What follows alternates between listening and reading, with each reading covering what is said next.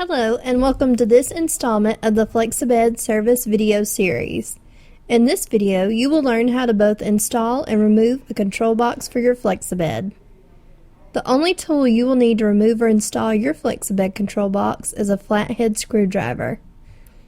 Before we begin, the first thing you need to do before removing your old control box or installing your new control box is to make sure the power cord is not plugged into an electrical receptacle.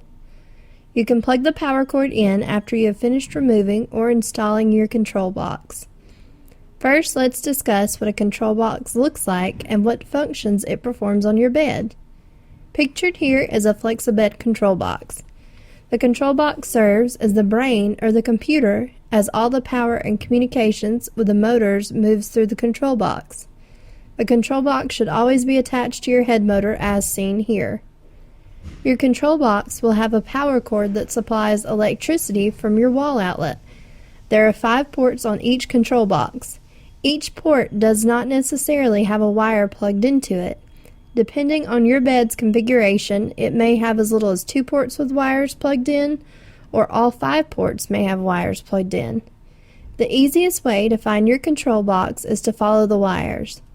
All wires from the motors lead back to your control box as seen here. Now let's begin and show you how to remove your control box. First, we need to remove the plug retainer clip from the control box so that all wires can be unplugged. The plug retainer clip can be removed by depressing the small tab at each end of the clip with a flathead screwdriver. The 2 tabs that hold the plug retention clip in place are seen here. Depress the 2 tabs with your screwdriver as seen here and remove the plug retention clip.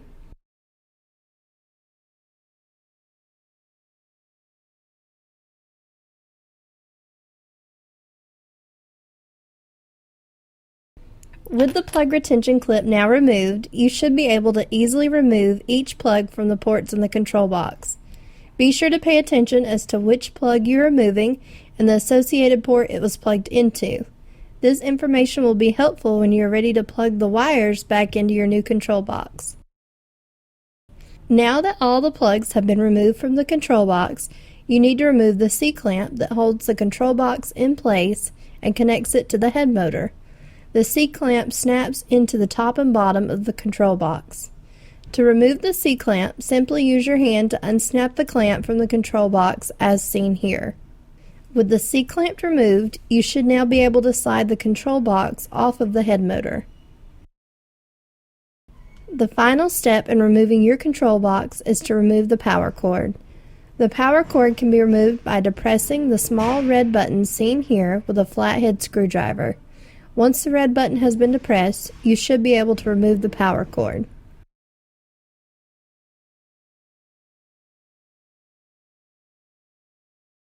Now that you have removed your old control box, you will need to install a new control box.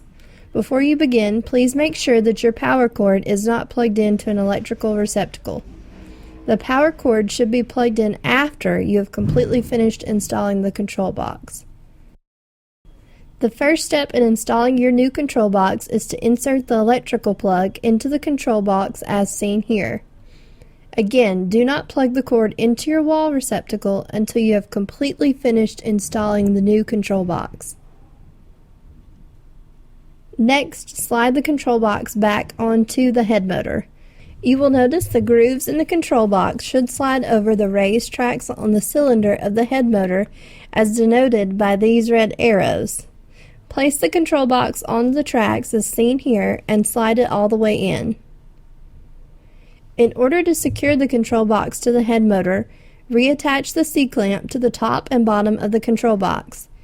Using your hand, attach the bottom side first and then the top. You should hear the clamp snap into place when positioned correctly. Once the control box has been properly secured with the C-clamp, you can now reinsert all cables into the proper ports on the control box. The short cable with a yellow ring coming from the head motor should be plugged into port number 1. The plug with the red ring coming from the foot motor should be plugged into port 2.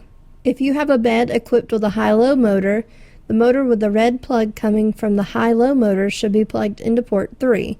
If your bed is equipped with massage motors, the yellow plug coming from the massage system should be plugged into port number 4. The final port on the control box, port HB, will contain one of the following items. If you have a wired hand control, the white plug at the end of the cord should be plugged into port HB. If you have a wireless hand control and there is a second Flexabed in your home, you will need to have a dongle, also called a dummy plug, plugged into port HB. If you have a wireless hand control and there is only one Flexabed in your home, then nothing should be plugged into port HB. After you have finished installing all of the appropriate plugs into the ports, test your Flexabed to make sure that all functions are working properly. Plug the power cord back into your electrical receptacle. If everything has been installed correctly, you are finished with installing your new control box. Please note that it is not required to reattach the plug retainer clip. This clip is used primarily to prevent damage during shipment of the bed. Thank you for watching this video. If you have any questions about service on your Flexabed, please feel free to call our service department toll-free at 1-800-648-1256. We are open Monday through Friday from 9 a.m. to 5 p.m. Eastern Time. Thank you for making Flexabed your bed for life.